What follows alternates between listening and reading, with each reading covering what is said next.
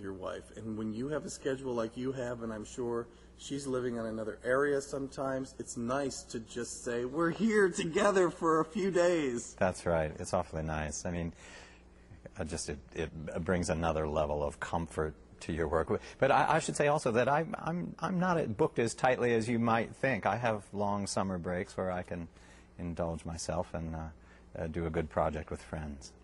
And that's part of it, isn't it? Because now you've got this great steady income, and now you can pick and choose the projects that you want to do that make a difference to yourself as well. Right? Yeah, and everything I do doesn't have to be about survival now, so that's good. You sound like it wasn't that long ago. It wasn't long ago, and it was for a very long time.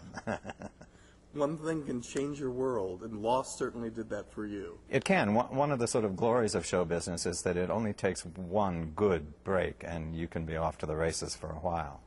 And that was first with, was it Boston Legal or The Practice? What was it called back then? The Practice.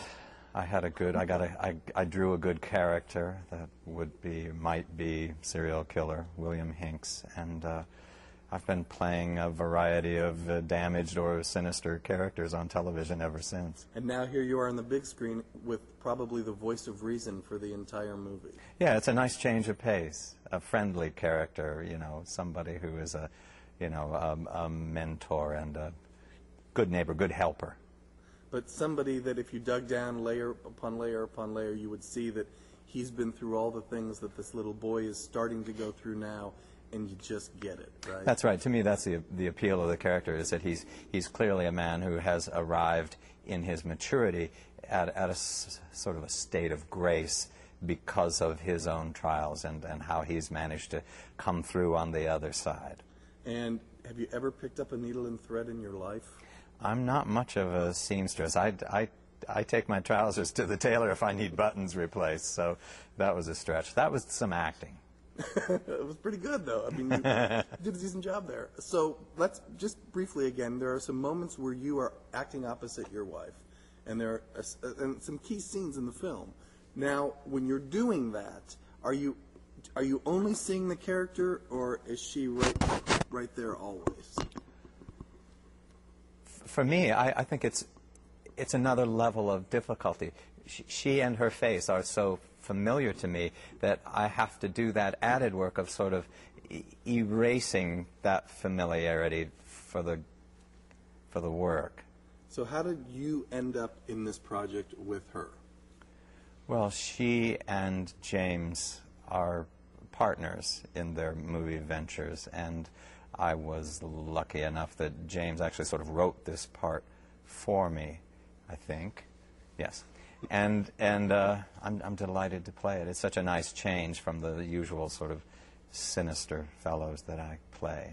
Are you able to accept the fact that your name in a project now could increase its appeal because so many people who watch your television show are so devoted to your character? I see that happens. I'm still sort of absorbing that idea. I don't know if there's anything I can do with it or about it, but I suppose that's true. While you were coloring outside, we were talking about the message of the movie and how and what James would like people to take away from it. Are you in agreement on that, or is there something else that you see that makes you proud to be a part of it? I'm proud to be a part of anything that suggests that we don't have to live by all the formulas that people seem to impose on us from the outside. I mean, we are just going to be who we are, and I think there's a lot of space and a lot of breathing room for folks to just be themselves. When you see this child that's in this movie that's so terrific, do you remember a time when you were 10 years old, and did you want to be an actor at that point? Was that in the realm of possibilities for you? No, I think the idea of being an actor came later for me. But I do have occasion to think about, some of the struggles of childhood as I watch this film. And, it's not an easy path, no matter who you are. And it's nice if some wise adults will make the road a little clearer and a little softer for you. When you say softer, and I use the word with James, gentle, yeah. It was a really easy film to watch. Yeah, I like that. I like more and more, I guess, as I get older, I like in the arts in general, I'm looking for that light touch. And why is that? I don't know, because I think it has, because I like a sense of ease. I like the sense that if you have sufficient command of your material, then you don't have to push it too hard.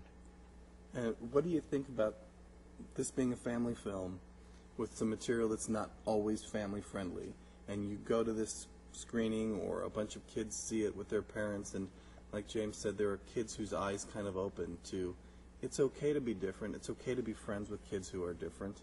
It kind of sends a really nice message about acceptance, no matter what the difference is. Yeah, I think so. I think that's one of the benefits of it. I think every work of art or every story has some value if it lets some of the shackles fall from us and let us breathe a little more freely.